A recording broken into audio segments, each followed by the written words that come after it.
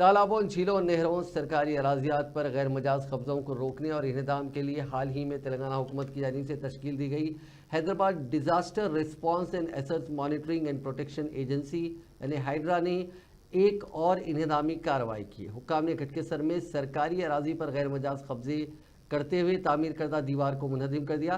हैदराबाद के हुक्काम ने पोचारा म्यूनसिपालिटी के तहत नारापल्ली दिवैया नगर में हफ्ते की सुबह ये इंहदामी कार्रवाई अंजाम दी। हाइड्रा के अमले ने 4 किलोमीटर लंबी दीवार को मुनहदिम कर दिया। इस मौके पर किसी भी नाखुशगवार वाक़े को रोकने के लिए पुलिस की भारी नफरी तैनात की गई थी।